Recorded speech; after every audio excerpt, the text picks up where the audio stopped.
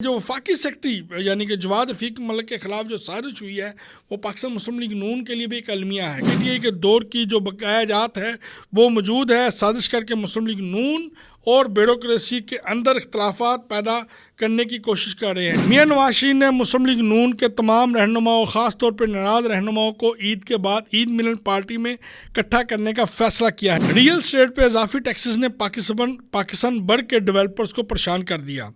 بسم اللہ الرحمن الرحیم. ناظرین میں ہوں آصف بٹ اور آپ دیکھ رہے ہیں میں نیوز. آج کے میرے پروگرام نیا موڑ میں بڑی اہم ترین خبریں ہیں جو پہلے آپ کو تھمبنیل بتاتے ہیں, اس کے بعد آپ کو تفصیل سے آگاہ کرتے ہیں کہ KPK کے وزیر اعلیٰ امین گنڈاپور وفاقی سیکرٹری کشمیر امور کے خلاف سازش کرنے میں کامیاب اور خود کو کھربوں روپے کی کرپشن کی انکوائری اور تحقیقات میں بچانے میں کامیاب ہو گئے.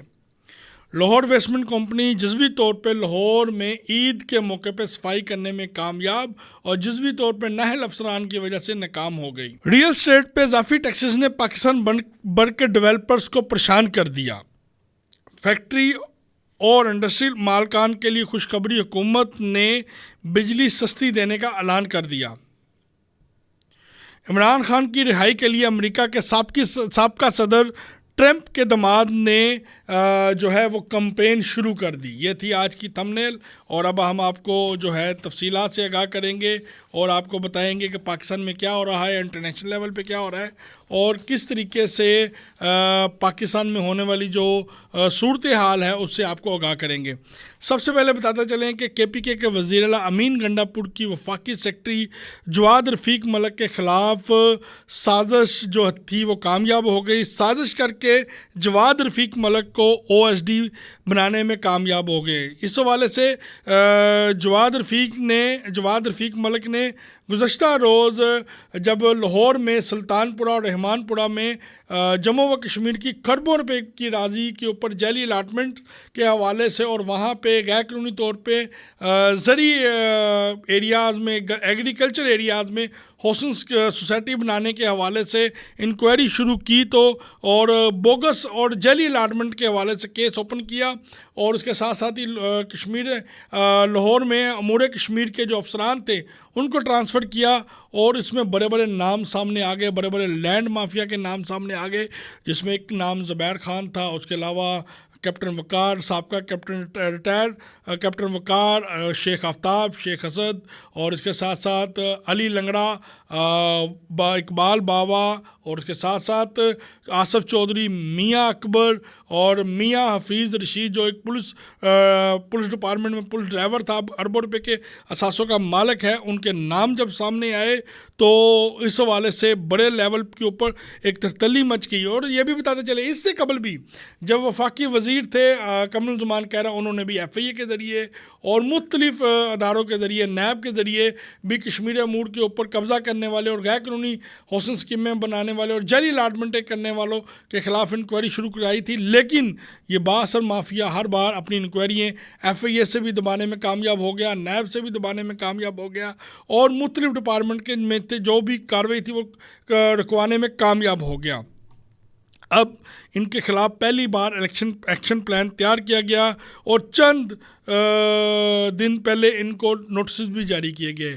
لیکن انہوں نے جیسے ہی جواد رفیق ملک جو وفاقی سیکرٹری سے چینج ہوئے, فرضی آپریشن کیے, فرضی نوٹس دیے اور اس کے بعد معاملے کو دبا دیا گیا. اس حوالے سے LD کی CMP ونگ اور اسٹیٹ مینجمنٹ برانچ اور ان کے ڈائریکٹر جو ہیں وہ حرکت میں آ چکے ہیں. DG LDA کے احکامات کے مطابق عید کے بعد ورکنگ ڈیز پر ان کے خلاف سخت آپریشن ہوں گے اور جب تک کشمیر لینڈ کی جو لینڈ ہے اس کو واگزار نہیں کرایا جاتا, وہاں سے غیر قانونی ہاؤسنگ اسکیمیں نہیں ختم کرائی جاتی, ان کے خلاف آپریشن جو ہے وہ جاری و ساری رہے گا. اور یہ بھی بتاتا چلوں کہ جو وفاقی سیکرٹری یعنی کہ جواد رفیق ملک کے خلاف جو سازش ہوئی ہے وہ پاکستان مسلم لیگ نون کے لیے بھی ایک المیہ ہے. کیوں نہ کہ اس وقت PM ہاؤس میں ابھی تک PTI کے دور کی جو بقایا جات ہے وہ موجود ہے. سازش کر کے مسلم لیگ نون اور بیوروکریسی کے اندر اختلافات پیدا کرنے کی کوشش کر رہے ہیں, جس کے باعث جواد رفیق ملک کا نام جو تھا وہ سابقہ وزیر اعظم شاہد خاقان عباسی کے ساتھ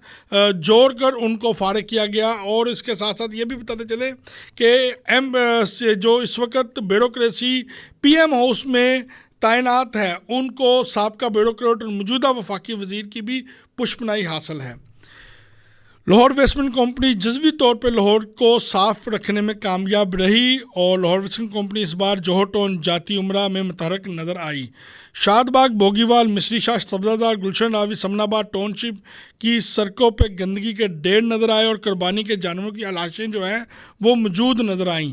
اور یہ بھی بتاتے چلوں کہ سڑک پہ جگہ جگہ کے اوپر آپ کو یہ لاشیں جو ہیں وہ نظر آئیں گی۔ لاہور ویسٹمنٹ کمپنی کے افسران اس بار بہترین پرفارمنس دینے میں ناکام نظر آئے اور ان کے جو سی او تھے اور جو ان سربراہ، ان کے لاہور ویسٹمنٹ کمپنی کے سربراہ جن کو تعینات کرایا گیا تھا، وہ اپنے پورے عملے کو، یعنی کہ اس بار بھی عملہ عید کے اوپر غیر حاضر رہا، غائب رہا، گھروں میں بیٹھے تنہائی لیتا رہا اور صفائی کے اوپر موجود نہ تھا، اور سی ایم پنجاب کو بھی مطمئن کرنے کی کوشش جو تھی وہ بھی ناکام ہوئی، اور وزیر اعلیٰ پنجاب لاہور ویسٹمنٹ کمپنی کی پرفارمنس سے مطمئن نظر نہیں آئی ہیں۔ میاں نواز شریف نے مسلم لیگ نون کے تمام رہنماؤں، خاص طور پر ناراض رہنماؤں کو عید کے بعد عید ملن پارٹی میں اکٹھا کرنے کا فیصلہ کیا ہے۔ انہوں نے شاہد خاقان عباسی، شیخ روہیل اسکر، میاں جوید الطیف، خرم دستگیر، خواجہ سعد فیق کو بھی بلا لیا ہے۔ ریئل اسٹیٹ پہ اضافی ٹیکسز نے پاکستان بھر کے ڈیولپرز کو پریشان کر دیا۔ اضافی ٹیکسز کے باعث پاکستان میں چلنے والے واحد ریئل اسٹیٹ کی جو انڈسٹری تھی وہ بھی نقصان سے دوچار ہو چکی ہوئی ہے، جس کے باعث حکومت نے ریئل اسٹیٹ پہ لگنے والے ٹیکسز پہ دوبارہ نظر ثانی کا عندیہ بھی دے دیا ہے۔ وزیر اعظم پاکستان اور وزیر اعلیٰ پنجاب نے ریئل اسٹیٹ پہ لگنے والے ٹیکسز پہ نئی پرپوزلیں جو ہیں وہ منگوا لی ہیں۔ فیکٹری اور انڈسٹری مالکان کے لیے خوشخبری، حکومت نے بجلی سستی دینے کا اعلان کر دیا۔ پٹرول اور بجلی کی قیمتوں میں مزید چند دنوں تک کمی کا جو ہے وہ امکان ہے۔ پاکستان میں کسانوں اور ایگریکلچر کے شعبے کو بھی پروموٹ کرنے کے لیے مزید سبسڈیز دینے کا فیصلہ کیا گیا ہے۔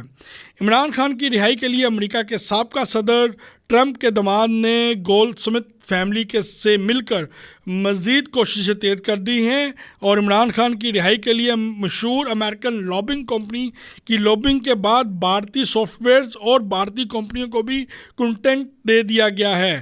اور یہ بھی بتاتے چلوں کہ بھارتی لابنگ کمپنی بھی اس وقت عمران خان کے حوالے سے لابنگ کر رہی ہیں اور پاکستان کے کئی نامور اینکر ابھی تک فنڈز کے ذریعے عمران خان کا جھنڈا اٹھائے کھڑے ہیں۔